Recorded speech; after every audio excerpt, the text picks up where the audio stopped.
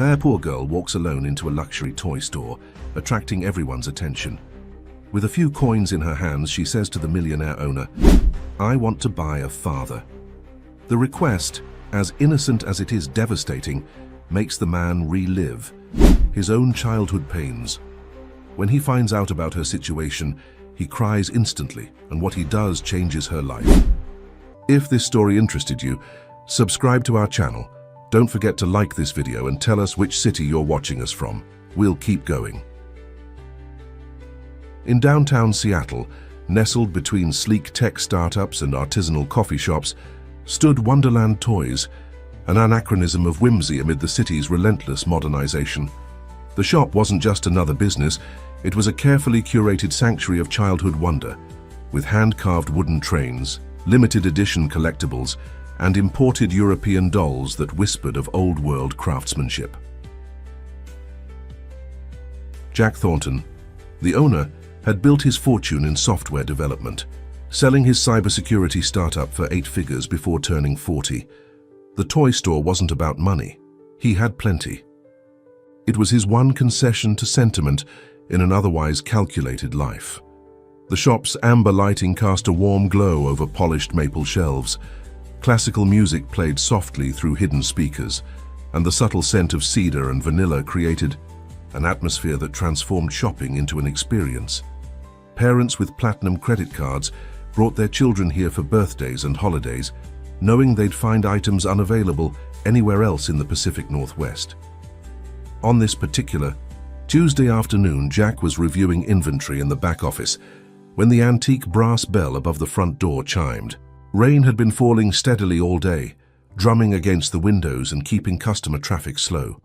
He glanced at the security monitor, expecting to see one of his regulars, perhaps the Andersons with their precocious son or Mrs. Whitaker, shopping for her grandchildren. Instead, he saw a small figure standing alone by the entrance, dripping rainwater onto the imported Italian tiles. Jack frowned and stepped into the showroom. The girl couldn't have been more than 8 years old. Her brown hair was pulled back in a messy ponytail, her sneakers were worn through at the toes, and her jacket, several sizes too large, had clearly belonged to someone else first. But what struck Jack most was her expression. Solemn, determined, and far too serious for someone so young. "Can I help you?" Jack asked, his voice gentler than usual. The girl didn't seem intimidated by the store's elegance or by him, a rare quality in children who entered Wonderland for the first time. She approached the counter with measured steps, pulled a small Ziploc bag from her pocket, and carefully emptied its contents. 11 crumpled dollar bills, a handful of quarters, and several pennies. She arranged the money meticulously before looking up at him with unwavering hazel eyes. "I'd like to buy a father, please," she said, her voice clear and direct. Jack blinked, certain he'd misheard. "I'm sorry." "A father," she repeated, pushing the money forward slightly. "This is everything I have. Is it enough?" For a moment, Jack was speechless, a rarity for a man who'd negotiated million-dollar deals without breaking a sweat. He looked from the modest pile of money to the girl's expectant face. "I'm afraid we don't sell fathers here," he finally said, keeping his tone gentle. "We have dolls, games, stuffed animals." "But you have everything else," she countered, gesturing to the elaborate displays. "And this is the fancy store where rich people get special things." Jack leaned against the counter, bringing himself closer to her eye level. "What's your name?" "Emma," she replied. "Emma Carter." "Well, Emma, I'm Jack, and I'm curious. Why do you need to buy a father?" Emma's composure wavered slightly. She glanced down at her collection of bills and coins. "My brother needs one. Our mom got really sick last year, and our dad—" She paused, choosing her words carefully. "He said he couldn't handle it anymore. He left and never came back." Jack felt something shift inside him, a discomfort he couldn't immediately identify. "I'm very sorry to hear that. My brother Liam doesn't believe in dads anymore," she continued. "He says they always leave eventually. But I told him I'd find us a new one, a better one who would stay. And since money buys things people need—" She trailed off, looking at her insufficient funds with a flicker of disappointment. "Where is your brother now?" Jack asked, increasingly concerned about this solitary child with her impossible shopping list. With Mrs. Winters. She lets us stay in her spare room sometimes. But she's old and gets tired, so I try not to ask for much. Emma squared her shoulders. I know it's probably a lot of money for a dad. Maybe I could put some down now and pay the rest later. I'm good at keeping promises. Jack felt an unfamiliar tightness in his throat. He'd encountered every type of customer in his years of business, demanding, entitled, indecisive, but never one so earnestly seeking something so fundamentally unpurchasable. Emma, where do you live? Is it far? From here? On Rainier Avenue, past the community center. I took the bus, she added with a hint of pride. I'm allowed. I'm 8 3/4. Jack checked his watch. It was nearly 5, and the early November darkness was already settling over Seattle. The thought of this small girl navigating public transportation alone sent a wave of concern through him. How about I drive you home? It's getting dark, and it's still raining. Emma considered this with the seriousness of someone evaluating a business proposal. That would be okay, but what about... She nodded toward her money. Jack smiled gently. Keep it. We can talk more on the way. He closed the shop early, something he'd never done before, and led Emma to his Tesla parked behind the building. She climbed in without hesitation, seemingly unimpressed by the luxury vehicle. As they drove through Seattle's rain-slicked streets, Jack learned more. Emma and her twin brother Liam had been staying with neighbors since their father's departure 6 months ago, bouncing between temporary arrangements. Their mother had passed away from cancer shortly before their father left. There were no other family members involved, at least none who had stepped forward.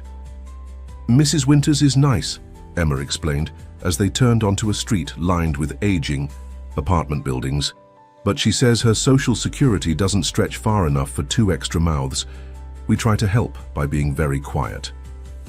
Jack felt something he hadn't experienced in years, a genuine emotional response that wasn't calculated or controlled. This child's matter-of-fact acceptance of her precarious situation struck him more deeply than he could have anticipated.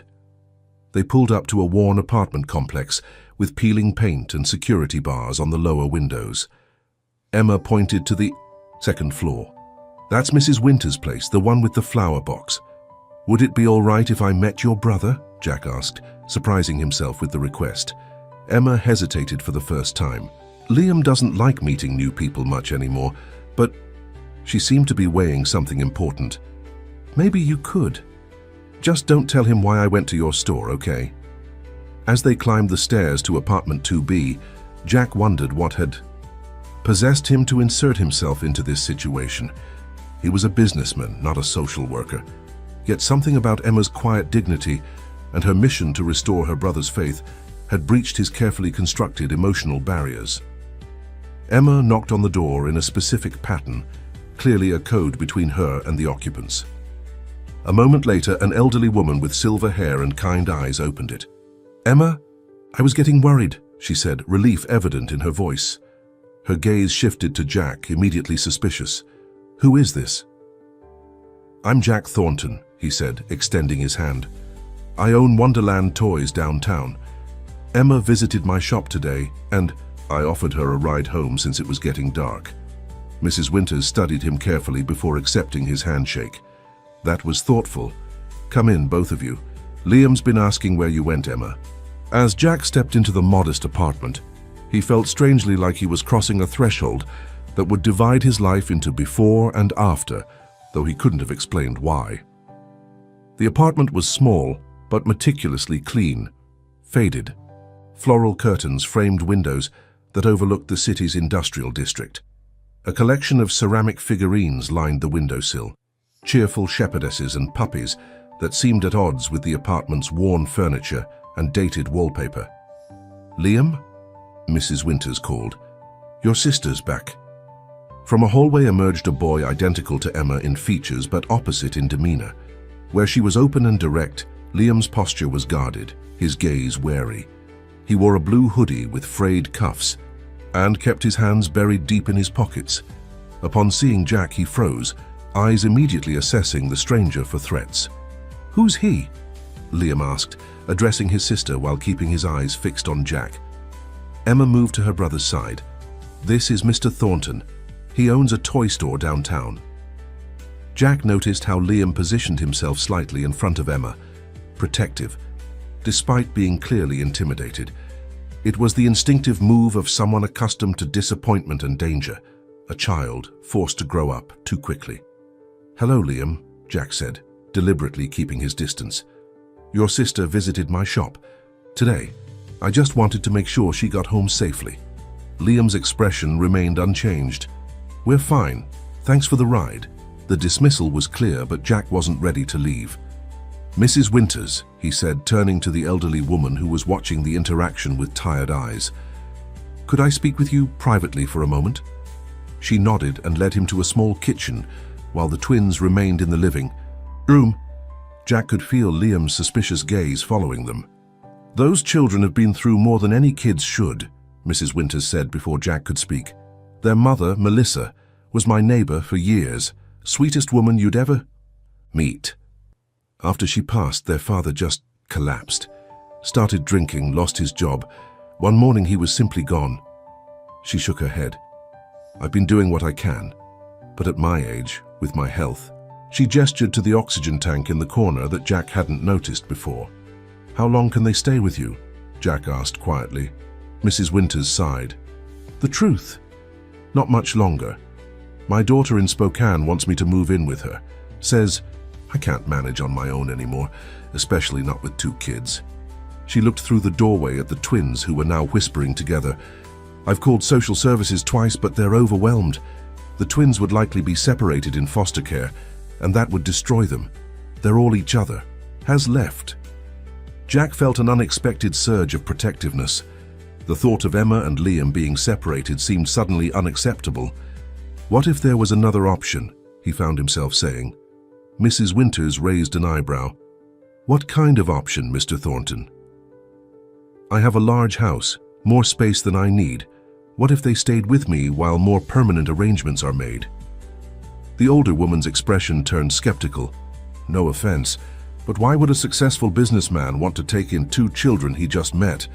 People don't usually do that sort of thing." It was a fair question, one Jack was asking himself.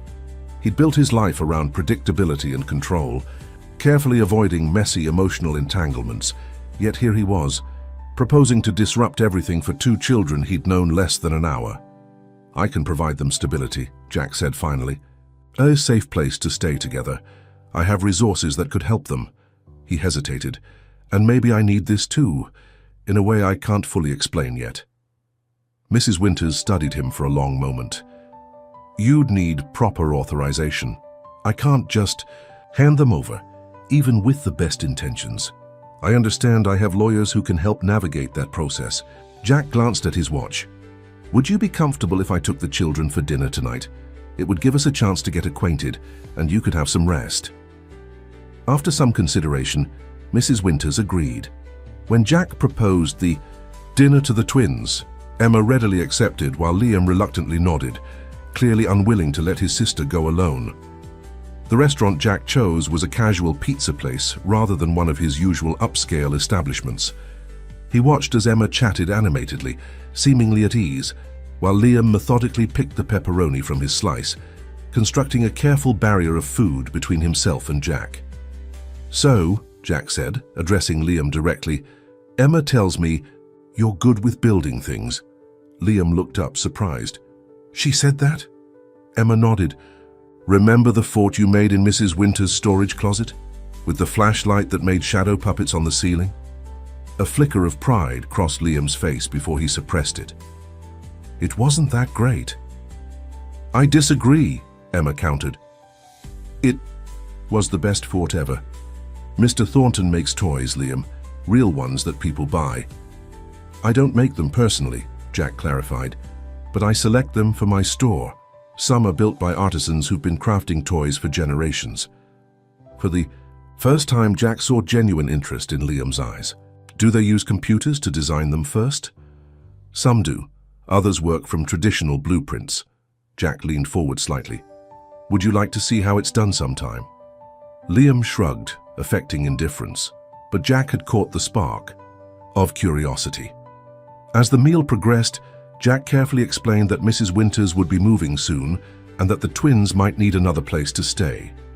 He presented his home as a temporary option, emphasizing that they would stay together. "Why would you want us?" Liam asked bluntly, the question Jack had been expecting. "Your sister made quite an impression today," Jack said honestly, "and I have plenty of space that's just sitting empty." "Rich people don't just take in random kids," Liam countered, eyes narrowed. Jack considered his response carefully. "You're right to be suspicious, but sometimes people surprise you. Sometimes they surprise themselves." He met Liam's gaze directly. "I'm not asking you to trust me immediately. That has to be earned. I'm just offering a safe place while things get sorted out." Emma looked hopefully at her brother. "We could try it, Liam, just to see." The boy remained silent for a long moment before finally muttering, "Whatever, it's not like we have a ton of options." That night, after returning the children to Mrs. Winters with promises to begin making arrangements, Jack drove home to his expansive lakeside property in Medina. The house had been featured in architectural magazines, all clean lines, glass walls, and minimalist furnishings. It had always felt perfectly adequate before.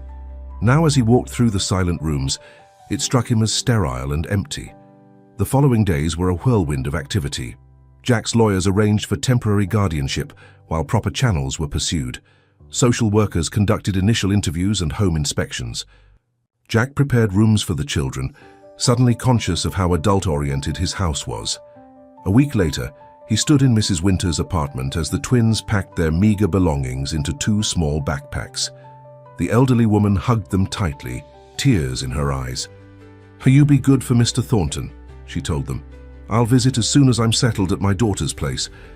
Emma hugged her back fiercely. "Thank you for everything, Mrs. Winters." Liam, more reserved but equally emotional, simply nodded and squeezed her hand. The drive to Jack's house was mostly silent. Emma pressed her face against the window as they passed through progressively more affluent neighborhoods. Liam sat rigidly, clutching his backpack on his lap, as though afraid it might be taken from him. When they pulled through the security gates and up the curving driveway to the modernist mansion, both children's eyes widened. "You live here," Emma breathed, "by yourself?" "It's just a house," Jack said, suddenly self-conscious about his wealth in a way he'd never been before. "Too big for one person, honestly." Liam surveyed the property with undisguised skepticism. "Why don't you just get a normal place?" Jack smiled slightly. "That's a fair question. I guess I bought what I thought successful people were supposed to have, without considering what I actually needed." As he led them inside, Jack watched their reactions closely. Emma moved through the space with curious excitement, running her fingers over smooth surfaces and peering through floor-to-ceiling windows at the lake beyond. Liam hung back, maintaining his distance and taking everything in with calculating eyes. "Your rooms are upstairs," Jack said, leading them to the second floor. He'd hired a designer to transform 2 guest rooms on short notice, one with soft purples and a window seat for Emma, the other with blues and built-in shelving for Liam. "I wasn't sure what you'd like, so feel free to change anything." Emma entered her room and spun around in delight. "It's beautiful." She immediately went to the window seat and climbed onto it, pressing her hands against the glass. "I can see the whole lake from here." Liam stood in the doorway of his room, unmoving.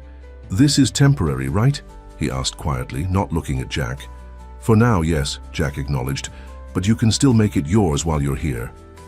The boy finally stepped inside, placed his backpack carefully on the bed, and looked around. With an expression Jack couldn't quite read, somewhere between longing and distrust. "I'll let you both get settled," Jack said. "Come downstairs when you're ready and we can figure out dinner." As he descended the stairs, Jack was struck by how completely his life had changed in just 1 week. His orderly, predictable existence had been upended by the arrival of these children, with their complicated history and uncertain future. What had possessed him to take on such responsibility? Then he remembered Emma at his counter, solemnly counting out dollars and coins, determined to buy something that could never be purchased. And he knew, with sudden clarity, that some decisions transcend logic and calculation. They come from a place deeper and more essential than reason. The first weeks of their new living arrangement unfolded like a careful dance. each participant watchful of boundaries and expectations. Jack, accustomed to solitude and efficiency, found himself navigating unfamiliar territory, school schedules, proper nutrition for growing children, and the emotional landscape of trauma that neither twin openly discussed, but which shaped their every interaction. Emma adapted with remarkable resilience. She approached the mansion as an adventure, exploring rooms with unabashed curiosity and asking questions about everything from the smart home system to the abstract paintings on the walls. At breakfast, each morning, she chatted about her plans for the day, her new teachers, potential friends. She helped set the table without being asked, and left cheerful sticky notes around the house, simple drawings or messages that Jack found himself looking forward to discovering. Liam, meanwhile, remained a shadow. He spoke only when necessary, ate quickly at meals and asked to be excused, and maintained a careful distance from Jack at all times. His school reports indicated intelligence but noted concerns about his reluctance to participate or connect with peers.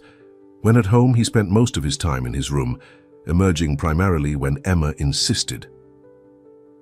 One evening in late November, Jack knocked gently on Liam's door. "Dinner in 15 minutes, he called, receiving only a muffled acknowledgement in response. Jack hesitated, then added, "I brought home some building kits from the store, architectural models. Thought you might be interested." There was a pause. Then the door opened slightly. Liam looked up at him with guarded curiosity. "What kind of models?" "Famous bridges. Golden Gate, Brooklyn, Tower Bridge from London. Engineering accurate with real working mechanisms." Jack saw the boy's interest war with his determination to remain detached. Finally, Liam shrugged. "Maybe after dinner." It was a small victory, but Jack had learned to appreciate incremental progress. Over the meal, homemade lasagna prepared by the housekeeper who came 3 times weekly, Jack noticed Liam stealing glances at the packages on the coffee table in the adjacent living room.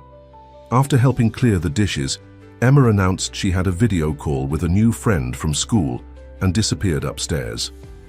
Jack and Liam were left alone in the kitchen, an unusual circumstance that immediately raised the boy's defenses.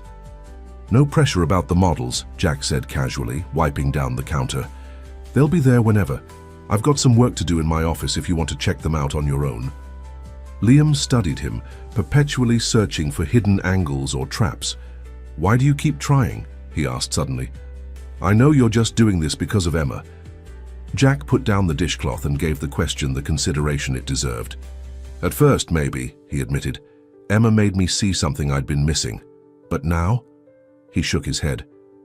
"Now I'm doing this for both of you, and maybe for myself, too. What could you possibly need from us?" Liam's tone was skeptical, but there was genuine confusion underneath. Jack leaned against the counter. "Before you and Emma arrived, I had a house, not a home. I had success but not much purpose beyond the next business deal. You two remind me there's more to life than what I've been focused on."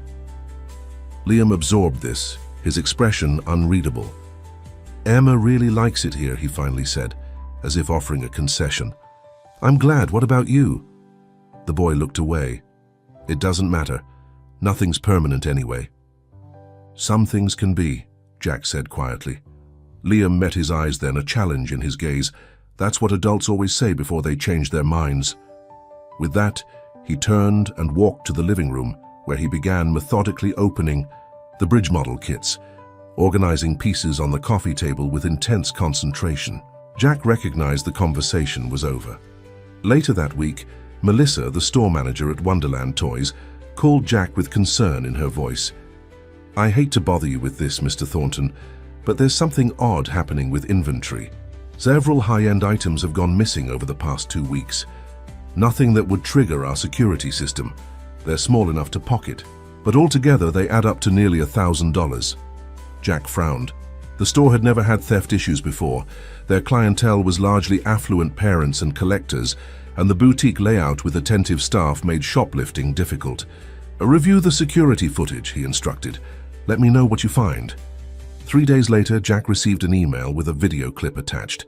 As he watched the footage from different days pieced together, his heart sank. There, clearly visible, was Liam. slipping small items into his pockets during the 2 occasions Jack had brought the twins to the store after school. Jack sat back in his chair, thoughts racing. The obvious response would be confrontation, punishment, perhaps involving the temporary guardianship caseworker.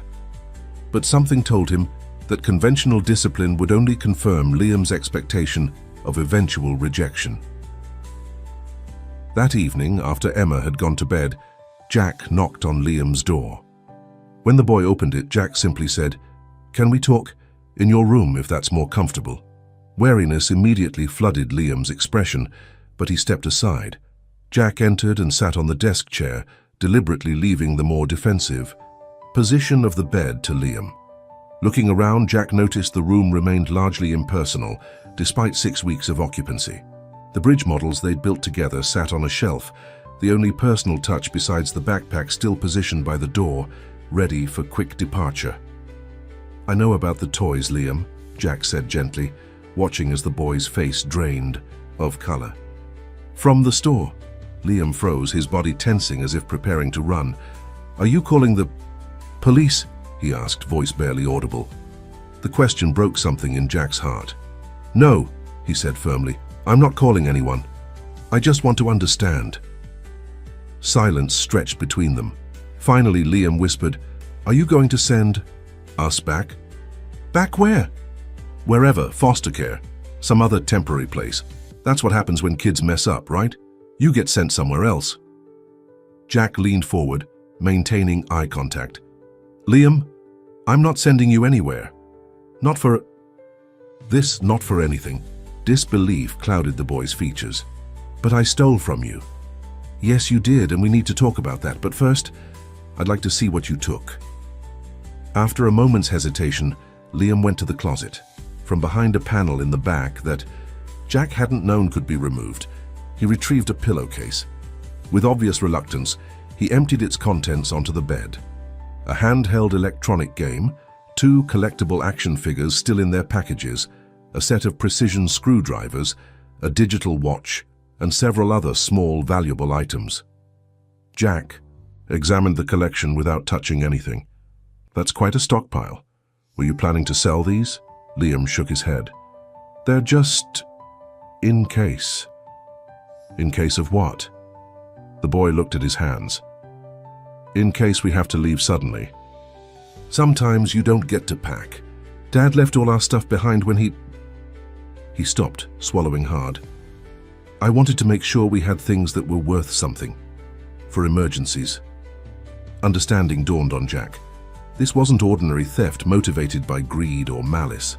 This was survival behavior. A child's attempt to create security in a world that had repeatedly proven unstable. "Liam," Jack said carefully, "I made a commitment when I brought you and Emma here. I'm not going to suddenly change my mind or disappear." "You can't promise that," Liam countered, a flash of anger breaking through his fear. "Our dad promised too. He said he'd always be there, even after Mom got sick. But it got too hard, and he left anyway. People always leave when things get difficult." Jack nodded, acknowledging the painful truth in the boy's words. "You're right that I can't guarantee the future. No one can. But I can promise you this. I will do everything in my power to make sure you and Emma are safe and cared for, whether that's with me or someone else who loves you. I won't just vanish." Liam looked at him skeptically. "Why should I believe you?" "You shouldn't, not right away," Jack replied honestly. "Trust has to be earned. I'm asking for the chance to earn yours." He gestured to the items on the bed. "As for these, they need to go back to the store. But here's what I propose. Instead of taking things secretly, why don't we set up an emergency fund that you control? A certain amount each month that you can save or spend however you want. Would that help you feel more secure?" Liam stared at him, clearly surprised by this unexpected response. "You're not mad?" "I'm disappointed that you felt you needed to steal rather than ask for help, but I understand why you did it." Jack paused, then added, "Your actions have consequences, Liam. You'll need to apologize to Melissa at the store and do some extra chores around here for the next few weeks. But this doesn't change your place in this house." The boy nodded slowly, processing this information. Then, in a voice so quiet Jack almost missed it, he asked, "What if I mess up again?" "Then we'll deal with it," Jack said simply. "That's what families do." Liam's head snapped up at the word families, eyes wide with a mixture of hope and suspicion. "We're not a family." "Not in the traditional sense, no," Jack acknowledged, "but we're something, and whatever it is, it's worth working on, don't you think?" After returning the stolen items to the store the next day, with a mortified Liam delivering a practiced apology to a gracious Melissa, Jack noticed subtle changes. The boy began joining them for movie nights, without Emma's prodding. He asked questions about Jack's work occasionally, and most tellingly, his backpack gradually migrated from its position by the door to the closet. December arrived, bringing Seattle's characteristic chill rain and early darkness. Jack found himself spending more time at home and less at the office, drawn by the warmth that had begun to permeate his once sterile house. Emma had convinced him to put up holiday decorations, the first time he'd bothered since childhood, and the three of them had spent a weekend transforming the modern space with lights, garlands, and ornaments. One night, Jack woke to a sound he couldn't immediately identify. Checking the security panel by his bed, he saw no alerts but heard it again, a muffled cry. He got up and moved down the hallway, pausing outside Liam's room where the sound was coming from. Knocking. Softly he called, "Liam, everything okay? In there?" When no answer came but the distressed sounds continued, Jack opened the door carefully. In the dim glow of a nightlight, he could see Liam thrashing in his sleep, face contorted, mumbling broken phrases, "Don't go," and "Please stay," among them. Jack approached slowly and sat on the edge of the bed. He gently placed a hand on the boy's shoulder. "Liam," he said quietly, "you're dreaming. You're safe." The boy's eyes flew open, disoriented and frightened. For a moment he stared at Jack without recognition. Then awareness returned, and with it embarrassment. He pulled away, wiping at his face. "Sorry," he muttered. "Didn't mean to wake you up." "No need to apologize for nightmares," Jack said. "We all have them sometimes." Liam sat up, drawing his knees to his chest. "Do you have nightmares?" Jack nodded. "Different kind, but yes, mine are usually about being alone, truly alone." Something in his tone made Liam look at him more carefully. "Were you always alone? Before us, I mean." "Not always, but for a long time." Jack hesitated, then decided honesty was what the moment required. "My parents were physically present but emotionally absent, very focused on success, appearances. When I became successful myself, I thought it would make me happy, but instead, I just created a bigger, emptier space to be alone in." Liam absorbed this. "That's why you took us in, because you were lonely?"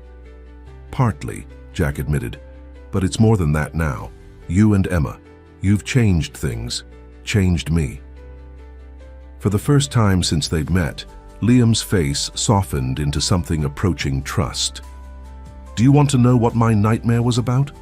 Jack nodded, recognizing the significance of the offering. "I dreamed we were back with our dad," Liam said quietly, "and he was packing a bag, like the day he left. But this time, he was taking Emma with him, and I couldn't move to stop them." His voice cracked slightly. "I'm always afraid of being left behind." "I can understand that fear," Jack said gently, "but Emma would never leave you behind, and neither will I, if I can help it." Liam didn't respond directly, but he also didn't pull away when Jack cautiously placed a hand on his shoulder. They sat in companionable silence until the boy's eyelids began to droop. As Jack stood to leave, Liam murmured, "Thanks for checking on me." "Anytime," Jack replied, meaning it more than he'd expected to. "That's what I'm here for."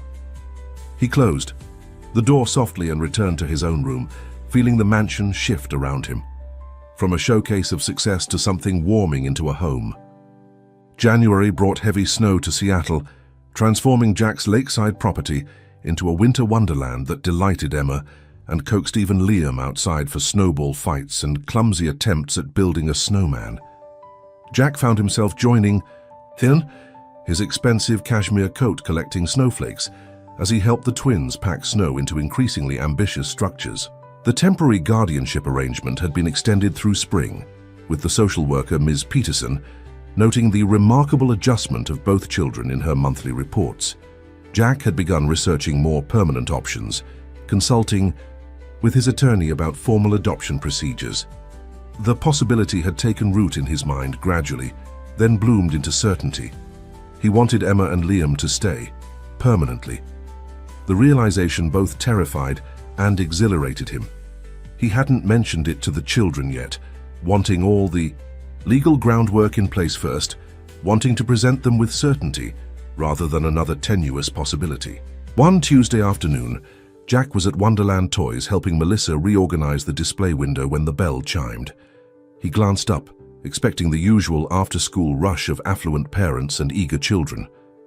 Instead, a woman in her mid-30s entered, scanning the store with quick, assessing eyes. Her blonde hair was pulled back severely, her makeup precisely applied. She wore clothes that suggested an attempt at professional polish, but missed the mark somehow. Too tight, too bright, slightly worn at the edges. "Can I help you?" Melissa asked with her usual welcoming smile. The woman approached the counter. "I'm looking for Jack Thornton." Jack stepped forward from the display he'd been arranging. "I'm Jack Thornton. What can I do for you?" The woman gave him a smile that didn't reach her eyes. "I'm Karen Carter, Melissa Carter's sister, Emma and Liam's aunt." Jack felt a sudden chill that had nothing to do with the winter weather outside. In all the case files, there had been no mention of an aunt or any living relatives besides the absent father. "I see," he said carefully. "This is unexpected. The children's case files didn't mention any extended family." Karen's smile tightened. "Well, I've been living out of state, Nevada. Just moved back to Seattle last month." She glanced around the upscale store. "Nice place you've got here, quite a businessman from what I've heard. Would you like to sit down?" Jack gestured to a small seating area in the corner used for demonstrations. "Melissa, would you mind watching the front?" Once they were seated, Karen leaned forward. "So you're the one who's got my niece and nephew?" "I'm their temporary guardian, yes," Jack confirmed. "How did you find me?" "Small world. Friend of a friend mentioned something about twins being taken in by the owner of that fancy toy store downtown. Didn't take much to put it together." She examined her manicured nails. "I've been looking for them, you know. Since my sister passed, their father, my ex-brother-in-law, he wasn't exactly forthcoming about where he dumped them before he took off." Jack bristled at her characterization, but kept his tone neutral. "The children have been through a lot. They're just now starting to feel stable." "And I'm sure your big house and fancy cars have nothing to do with that," Karen said with a sharp laugh. "Look, Mr. Thornton, I appreciate you stepping in when they needed someone, really I do. But they have family, real family, blood family, family that's been absent until now," Jack pointed out. Karen's expression hardened. "I didn't know where they were, and I had my own issues to deal with. But I'm here now, and I'm ready to take responsibility. They belong with family, not some rich guy playing house." Jack measured his words carefully. The children's well-being is what matters most. They've established routines, they're doing well in school. Any disruption should be considered very carefully. "Disruption?" Karen's voice rose slightly. "I'm Karen's mother's sister, the only real family they have left. You're the disruption, a stranger who swooped in and took advantage of a bad situation." "That's not what happened," Jack said firmly. "Isn't it?" She leaned closer. "What was in it for you, Mr. Thornton? A tax break, some good publicity, or maybe you just wanted to play daddy to some convenient orphans?" Jack felt a surge of anger but controlled it. "Miss Carter, I understand you're concerned. If you'd like to meet the children, we can arrange that through the proper channels. Their social worker would need to be involved." "Oh, I bet you'd love to keep this all nice and official," Karen said. "Keep control of the situation. But here's the thing, I've already filed for custody. As blood relative, I have precedence over some temporary arrangement with a non-relative." Jack maintained his composure with effort. "That's for the court to decide. In the meantime, I'd appreciate if any contact with Emma and Liam went through. Proper channels, they've had enough upheaval." Karen stood, smoothing her skirt. Sure, we'll do this by the book for now. She reached into her purse and extracted a business card, sliding it across the table. But you should prepare those kids. They'll be coming home with me soon enough. After she left, Jack sat motionless, the encounter replaying in his mind. Something about Karen Carter felt wrong. Her sudden appearance after months of silence, her aggressive approach, the calculating look in her eyes when she'd surveyed the store. He pulled out his phone and called his attorney. That evening, Jack arrived home later than usual, his mind heavy with legal consultations. Emma greeted him at the door with her customary enthusiasm, launching into a detailed account of her science project. Liam offered a quiet hey from the couch where he was reading, a small but significant evolution from the days when he would have retreated to his room at the sound of Jack's arrival. Jack prepared dinner, listening to Emma's chatter while stealing glances at Liam, wondering how to broach the subject of their aunt's appearance. He decided to wait until after they'd eaten, not wanting to disrupt the peaceful mealtime they'd established.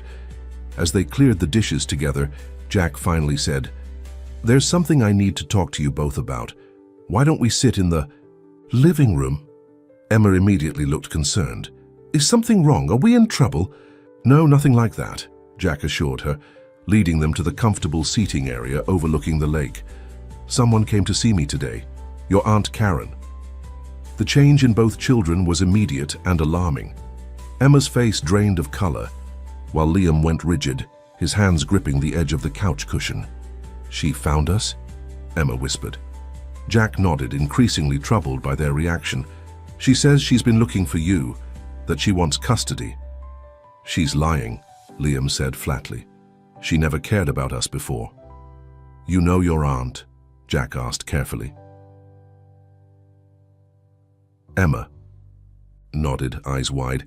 "She used to come over sometimes before Mum got sick. They fought a lot.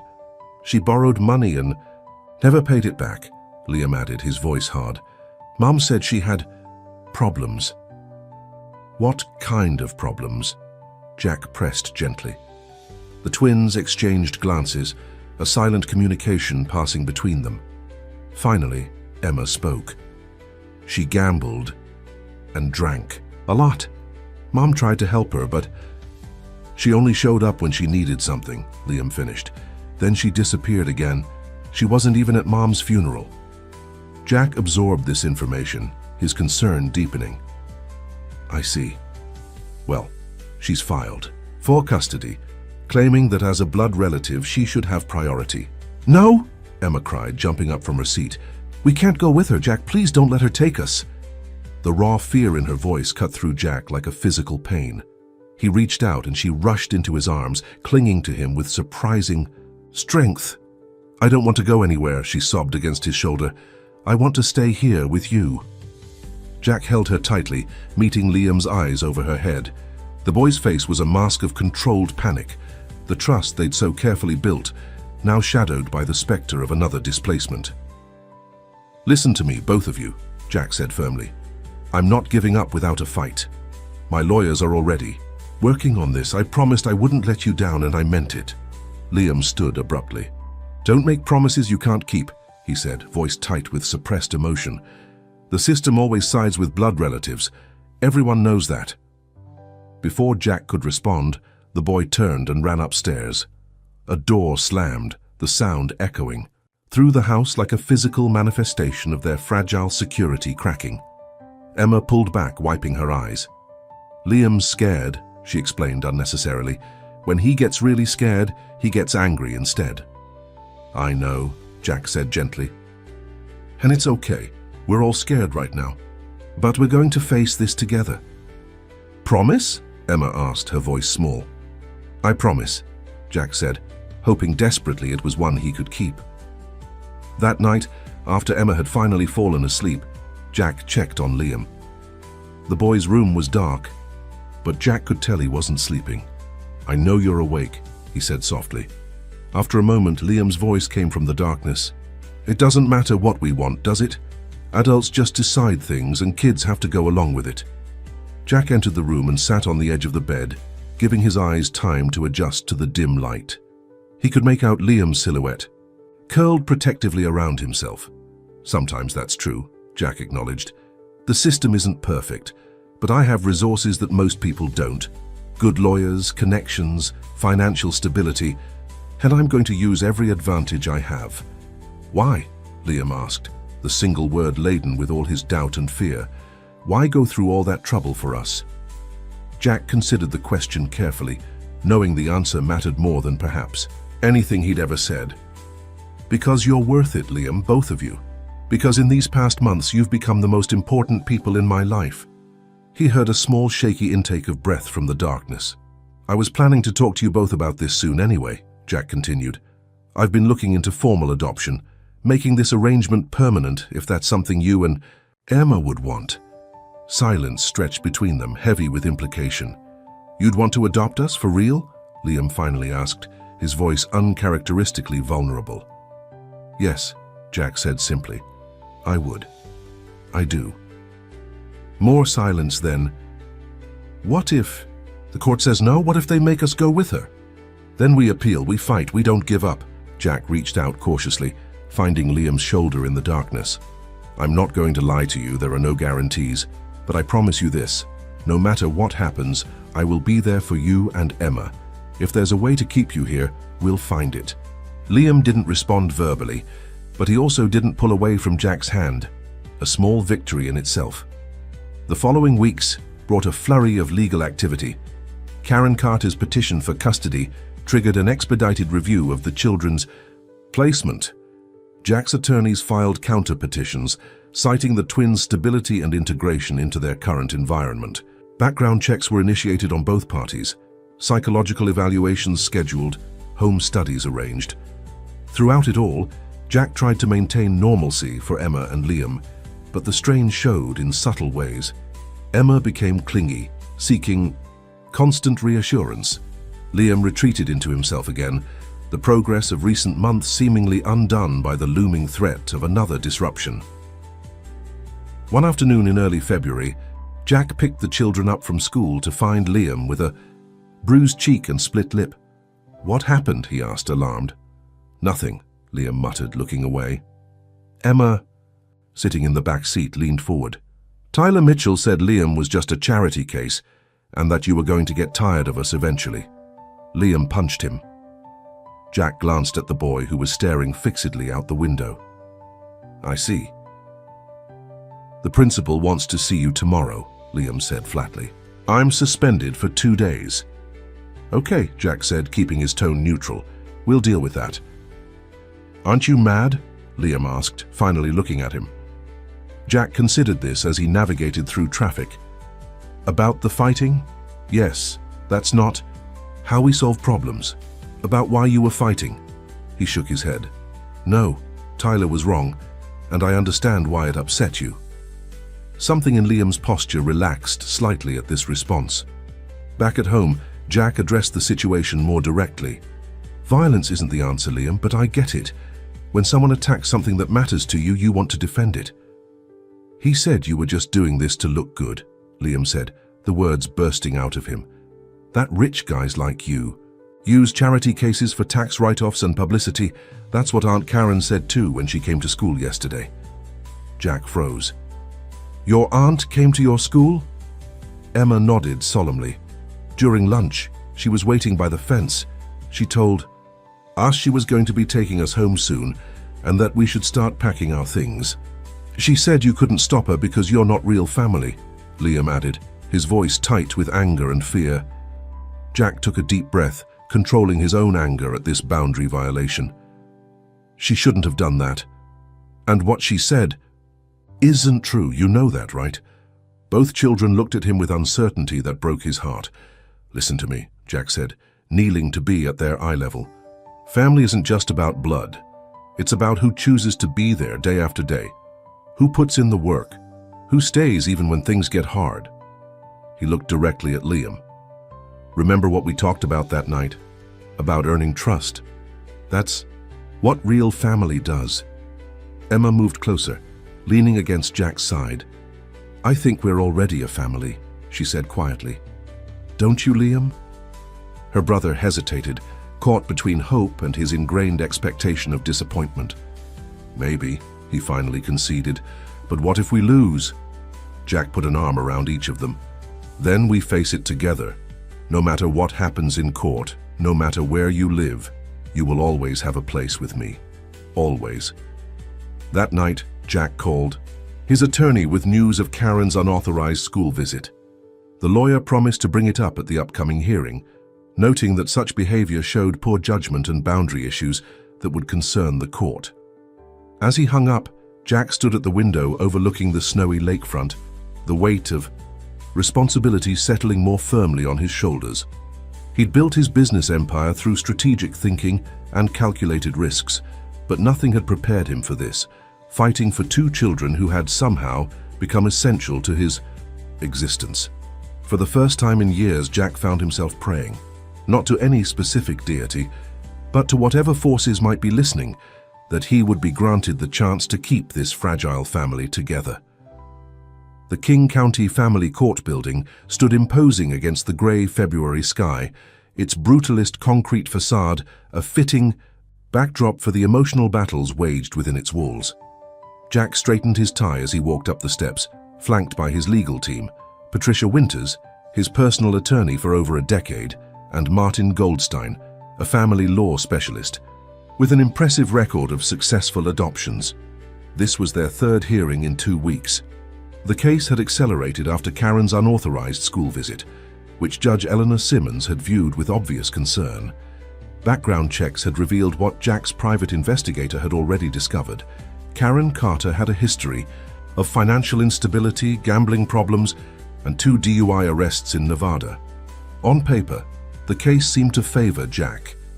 Yet he couldn't shake his unease.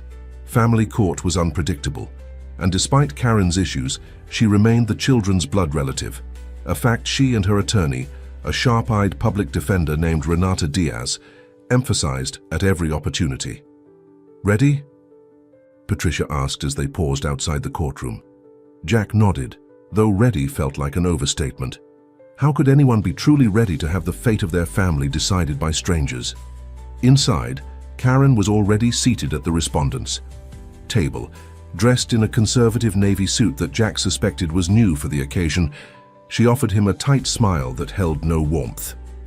"All rise," the bailiff announced as Judge Simmons entered, a stern-faced woman in her 60s with silver hair cut in a practical bob and reading glasses perched on her nose. Once everyone was seated, the judge reviewed the documents before her. "We're here to continue custody proceedings for minors Emma and Liam Carter. Since our last hearing, I've received reports from the court-appointed psychologist, the home study, evaluations and character references for both parties." She looked up, her gaze direct. "I've also received notification of an incident involving Ms. Carter approaching the children at their school without authorization. Ms. Diaz, would you care to address this?" Karen's attorney stood. "Your Honor, my client acknowledges that her enthusiasm got the better of her judgment. She was simply eager to reconnect with her niece and nephew after their long separation. She recognizes now that she should have gone through proper channels." Judge Simmons looked unconvinced. "Ms. Carter, this court takes boundaries very seriously, especially when children who have experienced trauma are involved. Do you understand that?" Karen nodded, the picture of contrition. "Yes, Your Honor. I was just so emotional about seeing them again. It won't happen again." The judge made a note before continuing. "Mr. Thornton, the psychological evaluation indicates that both children have formed a significant attachment to you, particularly Emma. However, Liam's attachment is described as ambivalent and still developing. Would you like to address this?" Jack stood, choosing his words carefully. "Your Honor, Liam's experience with adult abandonment has made trust difficult for him. He's making progress, but healing takes time. What matters is that he feels safe enough now to begin that process. Uprooting him again would disrupt that crucial development." Judge Simmons nodded thoughtfully. "Ms. Carter, the report also indicates that the children expressed anxiety about being placed in your care. How do you respond to that?" Karen's expression turned wounded. "They barely know me anymore. Their father kept them away, and then Mr. Thornton has had months to influence them. Of course they're anxious. They've been taught to be. But I'm their family. With time and support, we can rebuild our relationship." The hearing continued with testimony from the social worker, who acknowledged Jack's exemplary care of the children, while noting the importance of biological connections. By the time closing arguments were presented, Jack felt drained by the clinical dissection of what had become to him the most important relationship of his life. "I'll review all evidence and testimony," Judge Simmons announced. "Given the complexity of this case and the significant interests at stake, I'm ordering a final evaluation. I want to hear directly from the children." Jack felt his stomach drop. "Your Honor, the psychologist recommended against putting the children through additional interviews." "I understand that, Mr. Thornton, but I need to assess their wishes firsthand. They're old enough to have their voices considered." The judge's expression softened slightly. "The interview will be conducted in my chambers, not in open court, with only myself and a court-appointed advocate present. We'll make it as comfortable as possible." "When?" Patricia asked. "Next Monday, 10 a.m. Judge Simmons gathered her papers. "We'll reconvene for my ruling the following Friday." Court adjourned. As they left the courtroom, Patricia tried to reassure Jack. "This could be good. The children clearly want to stay with you. Now they'll have a chance to say so directly." But Jack wasn't comforted. They shouldn't have to carry this burden, especially Liam. He's just starting to open up. Being questioned by strangers about his preferences, knowing his answers might determine his future. He shook his head. "It's too much pressure." "Then we need to prepare them," Martin advised. "Not coach them, that would backfire, but help them understand what to expect and reassure them that speaking honestly is all they need to do." Back at home, Jack found Mrs. Reynolds, the housekeeper, supervising the twins as they completed homework at the kitchen island. Emma brightened when she saw him, while Liam's eyes immediately searched his face for clues about the hearing. "How did it go?" Emma asked, abandoning her math worksheet. "Did the judge say we can stay?" Jack set down his briefcase and loosened his tie. "Not yet, sweetheart. There's one more step." "What step?" Liam asked suspiciously. Jack took a seat across from them, choosing directness over sugarcoating. "The judge wants to talk to both of you, to hear what you want." Emma's face lit up. "That's easy. We'll just tell her we want to stay here with you." Liam's reaction was more measured. "Will Aunt Karen be there?" "No," Jack assured him. "Just the judge and someone called a guardian ad litem. That's a person whose job is to look out for your interests." "What if we say the wrong thing?" Liam pressed, the anxiety clear in his voice. Jack reached across the counter to squeeze his hand. "There are no wrong answers, only honest ones. All you need to do is tell the truth about how you feel." That night, after Emma had gone to bed, Jack found Liam sitting on the back deck despite the February chill, staring out at the lake where patches of ice still floated near the shore. "Mind some company?" Jack asked, offering a mug of hot chocolate as a peace offering. Liam accepted it with a shrug that Jack had learned to interpret as consent. They sat in companionable silence for a few minutes before Liam spoke. "What if the truth isn't enough?" The question held all the boys' fears, distilled into 6 simple words. Jack considered his response carefully. "Sometimes it isn't," he acknowledged. "The world isn't always fair. But in this case, I believe the truth is on our side. Judge Simmons seems like someone who genuinely wants what's best for you and Emma." Liam wrapped his hands around the warm mug. "Aunt Karen told us at school that she's getting benefits for us, money from the government. That's why she wants us now." Jack's jaw tightened at this confirmation of his suspicions. "Did you tell your social worker about that?" Liam nodded. "She wrote it down, but she said it would be hard to prove." "Well, now you can tell the judge directly." "Will it matter?" Liam asked, his voice small. "She's still our real aunt." Jack turned to face him fully. "Liam, blood doesn't make someone real family. Actions do. Showing up does. Caring does." "But the law doesn't see it that way," Liam countered, displaying the pragmatic understanding of systems that no child his age should possess. "Sometimes it does," Jack said gently. "When there's enough evidence that the biological option isn't in a child's best interest, that's what we're trying to show." Liam was quiet for a long moment. "I'm scared," he finally admitted, the confession barely audible over the soft lapping of lake water against the shore. "Me too," Jack said honestly. The boy looked up, surprised. You are? Of course. The thought of losing you and Emma. Jack swallowed hard. It terrifies me. Something shifted in Liam's expression, a realization that Jack's investment in their makeshift family was as deep and genuine as his own. If she wins, Liam said hesitantly, would we still see you? I would fight for visitation rights, Jack promised, and I'd be counting the days until you both turned 18 and could make your own choices. Liam considered this. 6 years is a long time. Yes, Jack agreed, but worth waiting for. Monday arrived with a steady drizzle that seemed fitting for the day's gravity. Jack drove the twins to the courthouse, trying to maintain casual conversation despite the tension that filled the car.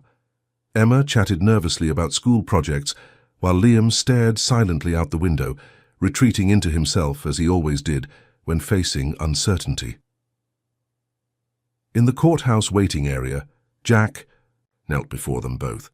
Remember, just be honest. Tell the judge how you feel, no matter what happens today or what the final decision is. We're connected now. Nothing changes that. A court officer approached. Emma and Liam Carter, Judge Simmons is ready for you. Emma hugged Jack fiercely. Don't worry, she whispered. I'll make sure she knows we belong with you. Liam hesitated, then stepped forward awkwardly and allowed Jack to embrace him briefly. See you soon, the boy said with forced casualness that didn't mask his anxiety. Jack watched them follow the officer down the long hallway, Emma's hand reaching back to grab her brother's, their small figures receding until they disappeared, through a heavy wooden door. The next hour was the longest of Jack's life. He paced the corridor, checked his phone compulsively, and mentally rehearsed contingency plans for every possible outcome. When the door finally opened and the twins emerged, he studied their faces for clues. Emma ran to him immediately, wrapping her arms around his waist. I told her everything, she said breathlessly, about how you make pancakes on Saturdays and help with my science projects and never get mad even when I spill things on the carpet. Jack smoothed her hair. I'm sure you did great. He looked over at Liam, who approached more slowly, his expression unreadable. How about you, buddy? You okay? Liam nodded once. I told the truth, he said simply. Then that's all that matters, Jack assured him, though his stomach knotted with uncertainty. The days until Friday's ruling stretched endlessly. Jack found himself unable to focus at work, delegating tasks he would normally handle personally. At home, he tried to maintain their usual routines while preparing himself for the worst. He'd already instructed his lawyers to be ready with appeals and alternative custody arrangements, if Karen won. Friday morning dawned clear and cold. Jack dressed in his best suit, wanting to project stability and responsibility. The twins, too, wore their nicer clothes, Emma in a purple dress she'd chosen herself, Liam in khakis and a button-down that made him look older than his 8 years. The courtroom was more crowded than previous hearings. Their social worker was present, along with the court-appointed psychologist. Mrs. Winters had come, sitting in the back row with a supportive smile. Even Melissa from the toy store had taken the morning off to attend. When Judge Simmons entered, Jack felt Emma's small hand slip into his. On his other side, Liam sat rigidly, eyes fixed forward. After careful consideration of all evidence, testimony, expert evaluations, and my conversation with the children, the judge began, I'm prepared to render my decision regarding the custody of Emma and Liam Carter. She reviewed the case facts methodically. Karen's biological connection versus Jack's demonstrated care, the twins' integration into their current environment against the presumption favoring family placement. Jack felt his heart pounding as she approached her conclusion. The paramount consideration in any custody determination is the best interest of the children, Judge Simmons stated. While the court generally recognizes the importance of biological connections, those connections must be evaluated in context of the actual relationship, or lack thereof, and the comparative stability of the proposed placements. She looked directly at Karen.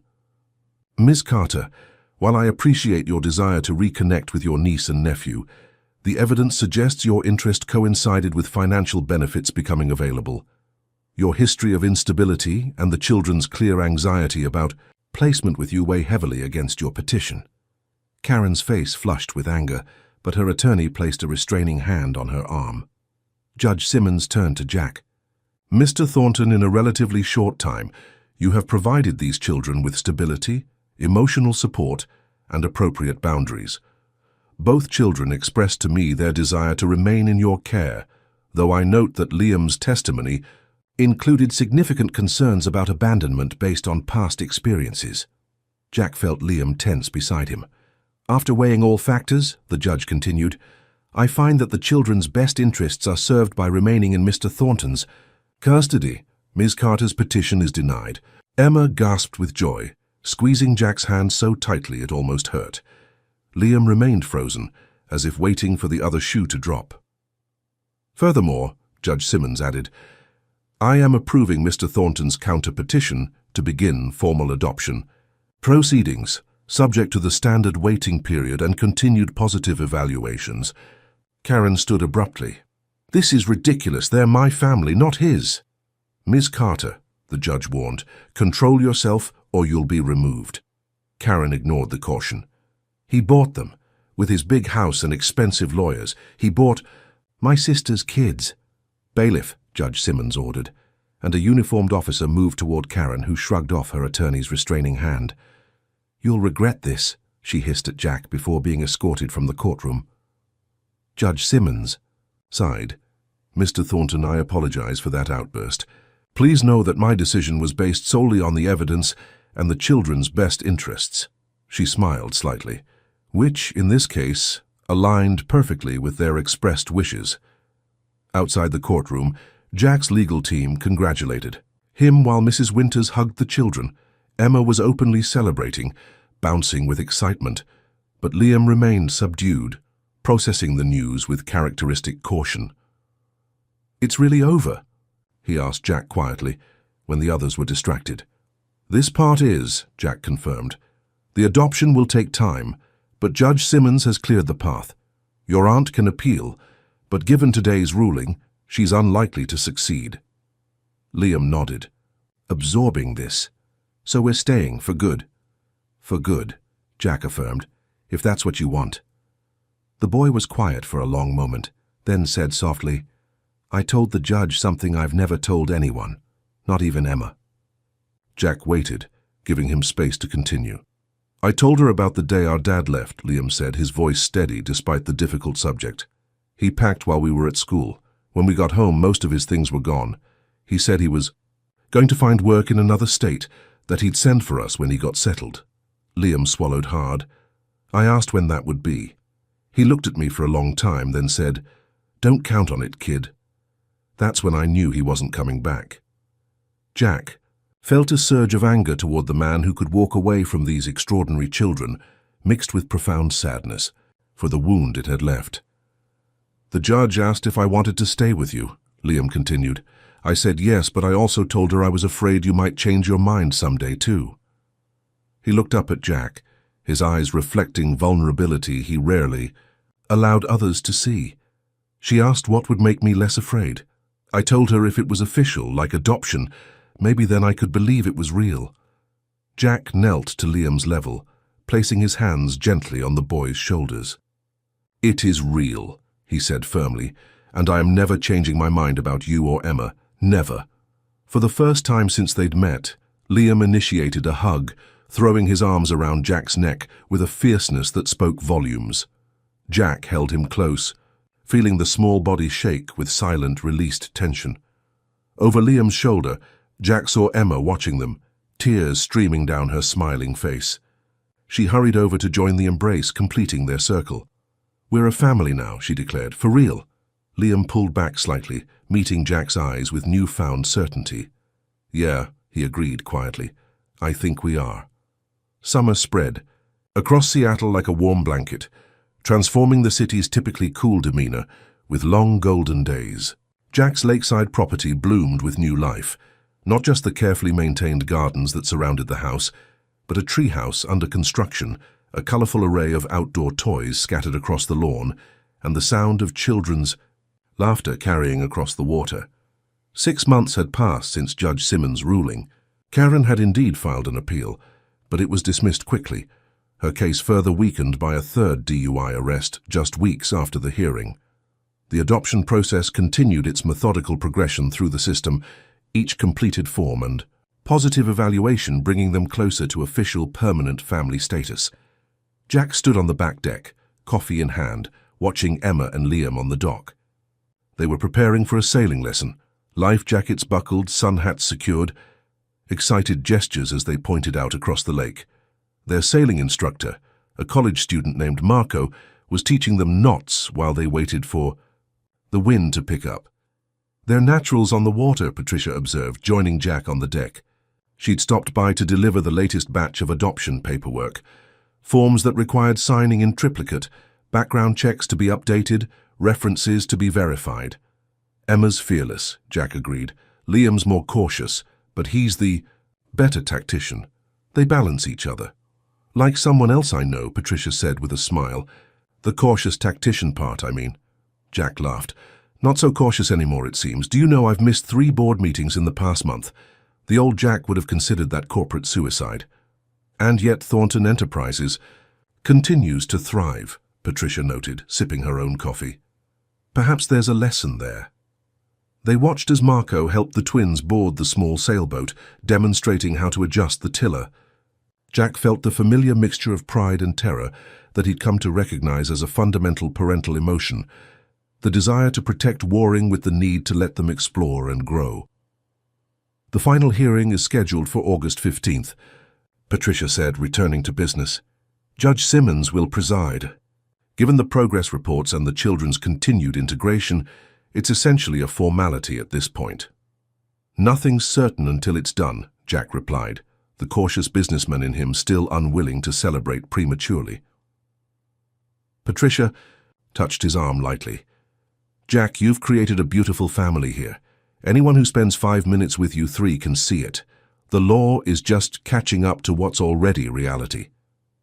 After she left, Jack remained on the deck, reflecting on the transformation of his life. A year ago, his days had been structured around meetings and market projections, his home a showcase rather than a haven. Now his calendar was filled with school events and doctor appointments, his pristine house gloriously disrupted by evidence of childhood. Homework spread across the kitchen island, mismatched socks under the coffee table, finger smudges on previously immaculate glass doors. Melissa had taken over more day-to-day operations at Wonderland Toys, allowing Jack to focus on strategic decisions rather than daily management. He'd arranged his schedule to be home when the twins returned from school most days, discovering that business calls could indeed wait, but childhood milestones would not. The sailing lesson finished successfully, with both children helping guide the small craft back to the dock. Jack waved as they secured the boat with Marco's guidance, their faces flushed with accomplishment and sun. "Did you see us?" Emma called as they raced up from the dock. "We went all the way to the other side." "I saw," Jack confirmed. "You both looked like seasoned sailors." "Marco says I have good instincts for wind patterns," Liam added, trying to sound casual, though pride shone through his attempted nonchalance. "High praise from a sailing champion," Jack acknowledged. "How about lunch to celebrate your nautical success?" As they prepared sandwiches together in the kitchen, a weekend ritual they'd established, Jack noticed Liam glancing repeatedly at the clock. "Expecting something?" Jack asked. Liam shrugged with studied indifference. "Mrs. Winters said she might call today, from Spokane." Jack nodded, understanding the significance. Despite her move, Mrs. Winters had maintained contact with the twins through weekly video calls, providing an important connection to their past. Her health had improved under her daughter's care, and she'd become something of a surrogate grandmother figure in their expanding family circle. "We could call her instead," Jack suggested, "after lunch." Emma brightened at this. "Can we show her our sailing pictures and the treehouse progress?" "I'm sure she'd love to see both," Jack assured her. They were midway through lunch when Emma suddenly put down her sandwich, expression turning serious. "Jack, I've been thinking about something important." "What's that?" he asked. When the adoption is finished, will we have your last name? Will we be Emma and Liam Thornton instead of Carter? The question caught Jack by surprise. They hadn't discussed this aspect of the adoption, focusing instead on the legal security it would provide. That would be an option, he said carefully, but it's entirely your choice. You could keep Carter, take Thornton, or even hyphenate if you wanted. Emma considered this with her characteristic thoughtfulness. What do you think, Liam? Her brother frowned slightly. Carter was Mum's name. If we change it, it's like losing another piece of her. Jack felt a pang at the reminder of the loss these children had already endured. Your mother will always be your mother, he said gently. A name doesn't change that. But if we have different last names than you, people might not know we're a real family, Emma pointed out, her practical nature asserting itself. We'd know, Jack assured her. That's what matters most. Liam was quiet for a moment, then offered a solution with his typical problem-solving approach. What if we keep Carter as our middle names? Then we'd have both. Emma's face lit up. Emma Carter Thornton, she tested. The sound of it. I like it. Jack felt a swell of emotion at their consideration of taking his name, a desire to claim connection that went beyond legal documentation. Whatever you decide is perfect, he told them. We're family regardless of what names we use. That evening, after dinner and homework, and the nightly negotiation over bedtime that Jack had learned was an inevitable part of parenting, he sat in his home office reviewing quarterly reports. The house had settled into the comfortable quiet of evening, with only the soft hum of the air conditioning and distant lake sounds filtering through. A knock at the open door interrupted his concentration. Liam stood in the doorway in pajamas, a book tucked under his arm. Everything okay? Jack asked, setting aside his laptop. Liam nodded. Just wanted to ask something. Come in, Jack invited, gesturing to the chair opposite his desk.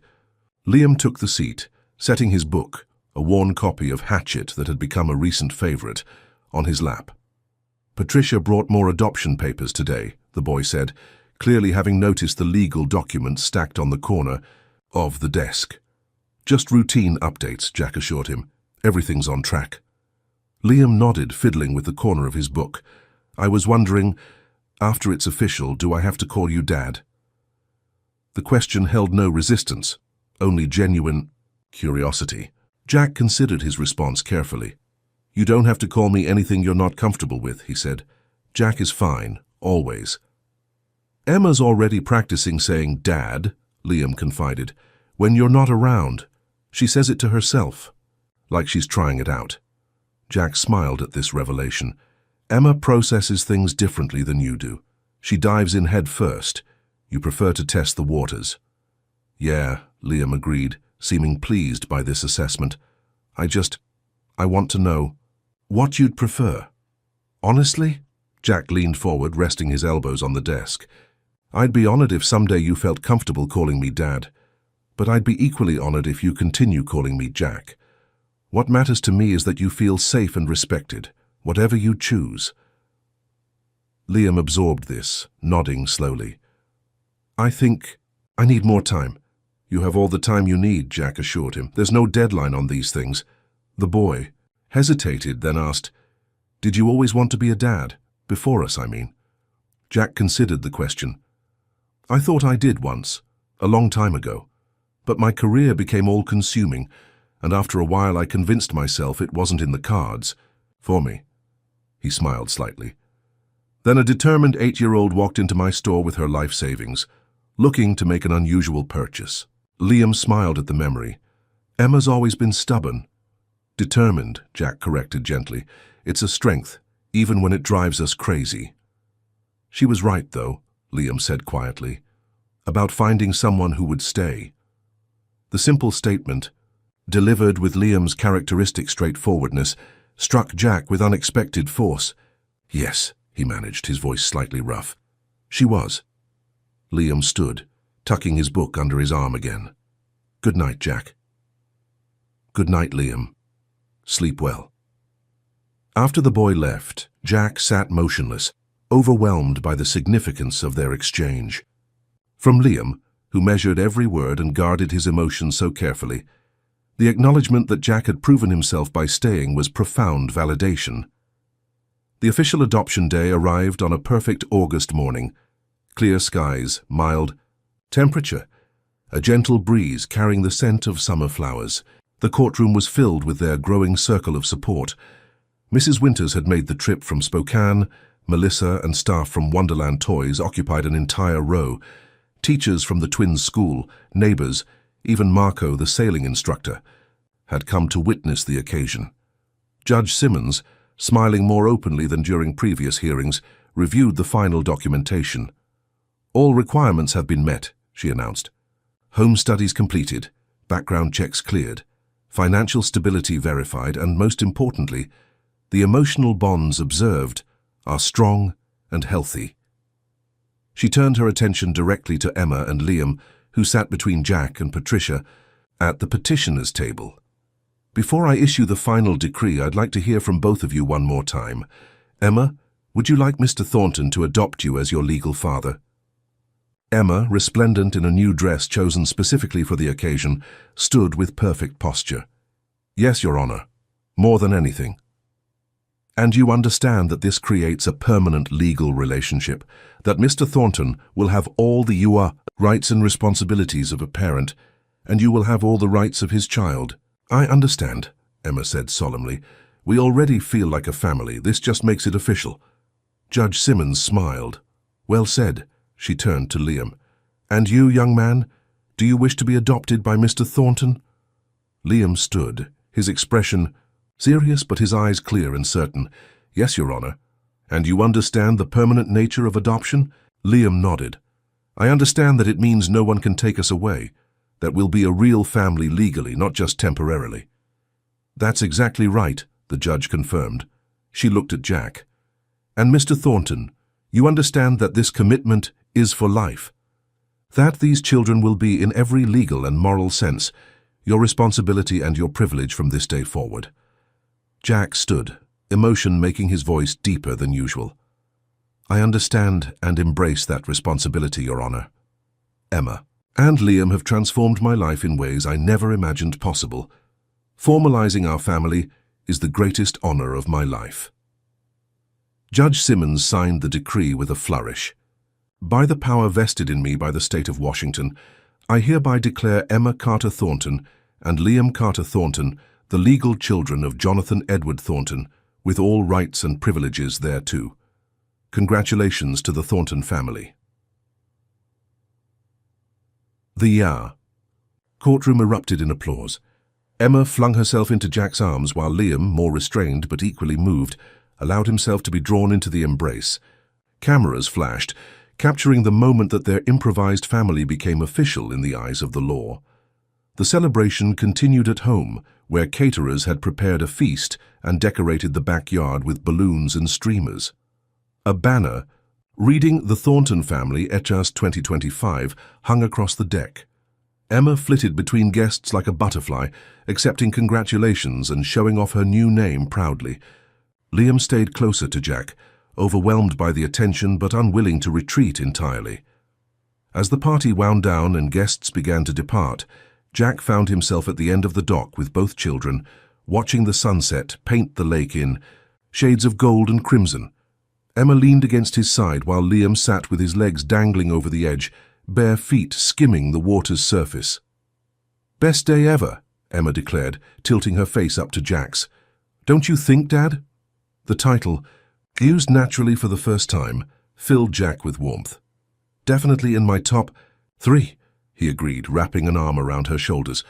"What are the other 2, she demanded. Jack pretended to consider. "Well, there was the day a certain young lady walked into my store with $11 and some change, looking to make a very special purchase." Emma giggled. "That was a good day. What's the third one?" "Hasn't happened yet," Jack replied. "But I suspect it will be one of many days in our future." Liam looked up at him.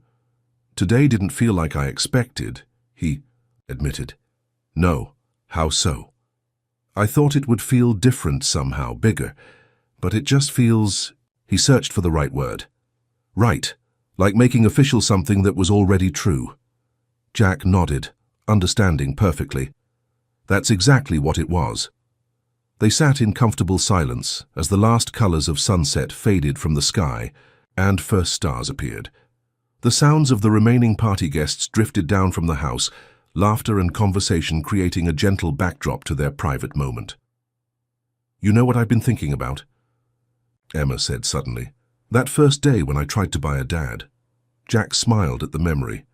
"Your very first entrepreneurial venture." "I thought I needed money," Emma continued thoughtfully, "but it turns out the most important things can't be bought at all." "That's very wise," Jack told her. "Mom used to say that," Liam contributed quietly, "that the best things in life aren't things." Jack felt a surge of gratitude toward the woman he'd never met, who had raised such extraordinary children despite her own struggles. "Your mom sounds like she was very smart." "She was," Emma agreed, "and I think she'd be happy about today." "Don't you, Liam?" Her brother nodded, surprising Jack by adding, "She'd like you, I think. You're different from our first dad, but in a good way." Coming from Liam, this was high praise indeed. Jack swallowed past the lump in his throat. "Thank you, that means a lot to me." Emma yawned expansively, the excitement of the day catching up with her. "Can we sleep in tomorrow, since it's a special occasion?" "Reasonable request," Jack agreed. "Approved."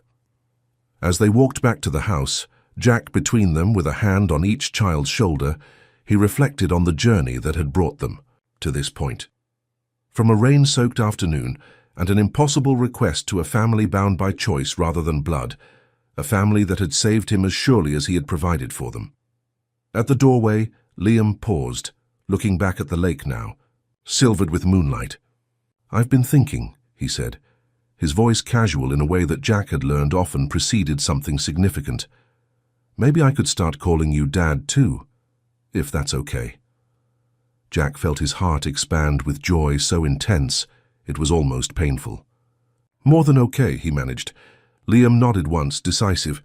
"Good, because we're official now." A small smile played at the corners of his mouth. "Dad." The single word, so simple and yet so profound, hung in the air between them. A bridge finally crossed, a treasure more valuable than anything in Jack's considerable fortune. Emma, already halfway through the door, called back impatiently, "Come on, you two, there's still cake left."